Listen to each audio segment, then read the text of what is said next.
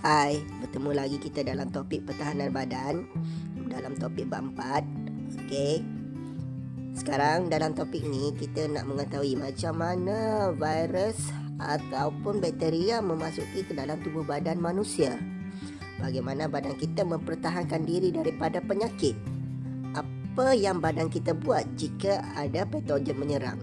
Patogen tu virus atau bakteria lah.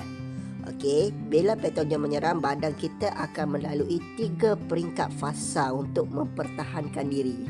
Okey. Kalau selebih daripada tu, badan kita tidak dapat menampung maksudnya kita tidak dapat melawan patogen tersebut, badan kita akan jadi rasa sakit dan lemah lah, mungkin boleh membawa maut. Okey, seterusnya kita tengok peringkat pertama. Apa yang berlaku pada peringkat pertama iaitu peringkat di luar badan kita, iaitu kawasan kulit kita. Kulit kita memain peranan penting untuk mempertahankan kemasukan patogen dalam tubuh badan manusia.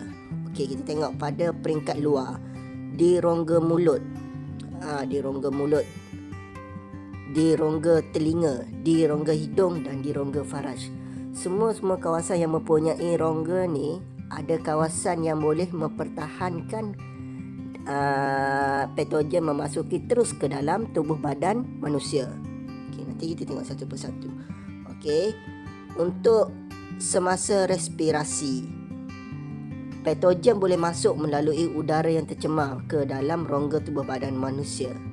Melalui perkumuhan tahu, membuang bahan yang terbuang dalam tubuh badan manusia. Contohnya kita berpeluh, kita akan membuangkan garam mineral dan air berlebihan dalam badan kita, dan juga peluh, air kencing, semua tu. Okey, semasa pencernaan, ni makanan dan minuman yang tidak bersih, kita ambil makanan dan minuman yang tidak bersih memasuki ke dalam rongga mulut kita dan terus kepada sistem tubuh badan kita. Itu boleh menyebabkan patogen boleh menyerang tubuh badan kita. Luka kulit yang terbelah. Okey, kita tengok satu persatu. Apa yang barisan pertahanan pertama buat untuk bertahan bila diserang? Okey, pertama kulit. Kulit kita sangat liat dan tebal, susah untuk ditembusi. Peluh akan keluarkan bahan kimia yang boleh bunuh bakteria, tapi tak semua bakteria boleh mati. Sebab ada setengah bakteria boleh tembus juga. Okey, tapi itu dia menunjukkan masih ada lagi bahan yang boleh mempertahan diri kita daripada kita diserang oleh bakteria yang jahat ni. Okey, untuk bakteria yang kuat mungkin boleh tembus. Okey, membran mukus pada lendir. Di hidung ada bulu hidung untuk menapis bahan kotoran yang memasuki ke dalam rongga badan kita. Jadi bulu hidung adalah memain peranan penting dalam menapis bakteria yang kotor-kotor ni masuk dalam badan kita. Jadi sesiapa yang memiliki bulu hidung yang tebal tu, yang banyak tu, janganlah mengutuk dia ya. Tapi seelok-eloknya kalau bulu hidung tu terkeluar sedikit daripada lubang hidung tu, potonglah sikit, trimlah sikit, janganlah terkeluar sangat. Okey, seterusnya kita tengok telinga. Mempunyai lilin dalam telinga. Apa tu lilin? Wax. Telinga kita ni sebenarnya dia ada satu macam cecair yang keras sedikit. Dia berfungsi sebagai untuk menapis kotoran, habuk, bakteria yang cuba masuk ke dalam telinga kita.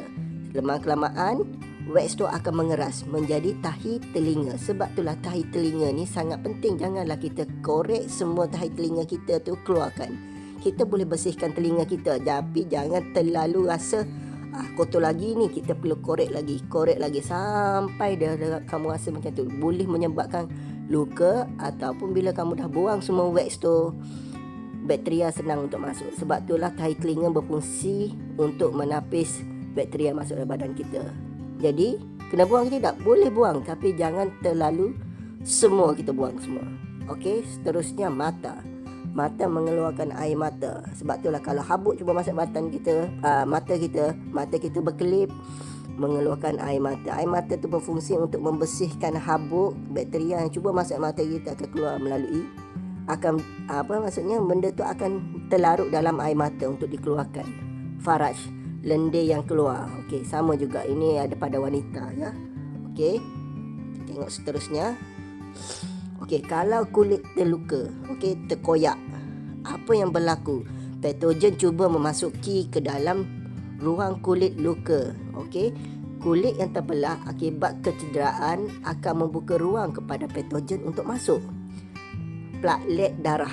Okey, platelet ni dia satu komponen dalam komponen darah kita lah. Sebenarnya dalam darah kita ni ada 4 komponen penting, iaitu sel darah merah, sel darah putih, platelet dan plasma. Okey, itu kita akan belajar lagi dalam next, maksudnya dalam topik tingkatan 3. Okey, platelet darah akan segera membekukan darah sekeliling luka. Okey, inilah fungsi platelet sebenarnya. Sama kalau sel darah merah angkut oksigen kan, cikgu pernah sebut.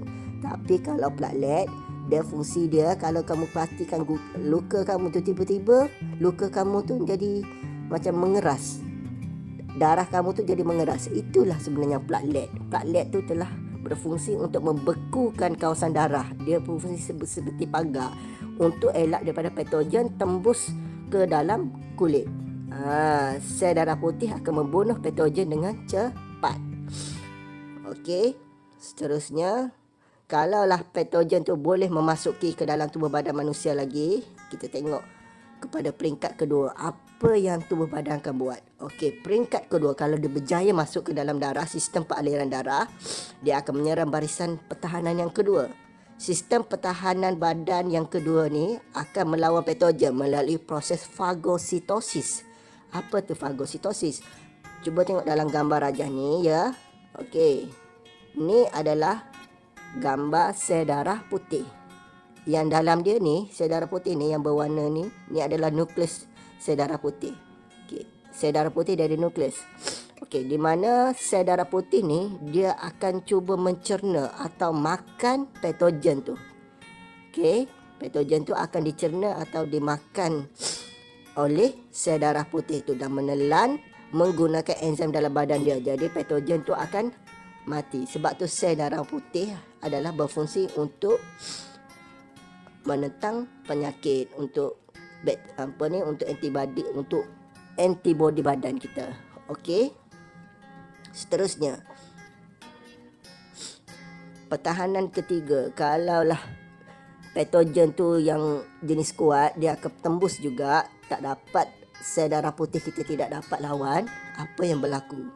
Selepas patogen berjaya menembusi pertahanan kedua, patogen akan serang pertahanan ketiga pula, iaitu melalui imunisasi badan. Bila patogen masuk ke dalam darah, patogen akan keluarkan antigen yang boleh dikesan oleh sel darah putih. Okey, sel darah putih. Bila sel darah putih dapat kesan antigen, sel darah putih akan merangsang protein untuk hasilkan antibody untuk melawan patogen. Okey, dekat sini, bilalah patogen tu masuk ke dalam darah, patogen tu, kuman atau bakteria tu tadi akan keluarkan antigen. Dia akan keluarkan antigen. Antigen tu lah akan dikesan oleh sel darah putih yang berada dalam badan kita. Sel darah putih kita tu akan mengeluarkan sesuatu protein. Okey, protein, penghasilan protein untuk hasilkan antibody untuk lawan patogen tu. Dia ada satu, itulah dinamakan proses yang kedua dia. Kalau proses kedua tadi dia menelan sel darah putih, tapi proses yang ketiga, kalaulah bakteria tu kuat sangat, dia terpaksa mengeluarkan sesuatu protein untuk hasilkan antibody untuk melawan patogen tersebut. Okey, tengok, keimunan manusia terbahagi kepada dua keadaan. Yang ini biasanya dikeluarkan dalam bentuk soalan. Okey, terbahagi pada dua, aktif dan pasif. Okey, kita tengok yang aktif. Badan hasilkan antibody sendiri bila ada antigen atau patogen. Yang ni dia terhasil secara automatik. Okey, automatik, di mana bila ada antigen daripada patogen. Kan patogen ni dia akan mengeluarkan antigen kan kalau dia serang tubuh badan kita. Okey, jadi keimunan ni dalam badan ni apa yang akan buat? Contoh dia, kalau penyakit chickenpox. Chickenpox tu tahu kan yang bintik-bintik gatal pada tubuh badan tu. Okey, kemudian badan dah ada antibody terhadap antigen. Kenapa? Sebab bila chickenpox dah terkena pada tubuh badan, sel darah putih kita ni akan merangsang antigen yang dihasilkan oleh patogen itu tersebut. Okey, tadi dia akan mengeluarkan antibody, menghasilkan antibody. Okey, secara semula jadi. Jadi seorang itu tidak akan kena penyakit chickenpox lagi sebab badan dah ada pertahanan kepada penyakit dahulu. Jadi kalau kamu perasan dah kena chickenpox, kamu tak akan kena lagi untuk chickenpox yang kali kedua. Untuk terjadinya kali kedua mungkin itu suatu mustahil. Pernah ada yang berlaku tapi jarang sangat kes macam tu berlaku. Tapi biasanya memang tak akan terjadi untuk kali kedua. Okey, kita tengok kalau aktif dalam buatan, badan disuntik oleh vaksin. Okey, divaksin untuk melawan penyakit. Badan akan merangsang antigen tersebut. Okey, antigen yang dihasilkan oleh patogen tu dan untuk melawan penyakit tersebut. Yang ni kalau macam coronavirus kita sekarang lah, harus disuntik dengan vaksin untuk melawan penyakit tersebut. Okey, kita tengok kepada keimunan badan yang pasif. Badan dapat menghasilkan antibody daripada sumber luar. Okey, kalau sumber luar secara semula jadi melalui penyusuan ibu sewaktu kita kecil. Susu ibu boleh memberi pertahanan beberapa bulan selepas bayi dilahirkan. Yelah, kita bukan yang minum selama-lamanya susu ibu kan. Okey, untuk pasif dalam bentuk buatan, badan diterima suntikan antiserum. Ni dia macam suntikan lah, sejenis suntikan yang boleh melawan penyakit tertentu seketika sahaja. Bukan untuk melawan penyakit tu untuk selama-lamanya, bukan bersifat kekal selama-lamanya. Okey, ia ada antiserum untuk melawan penyakit tersebut untuk seketika sahaja. Contoh dia macam kita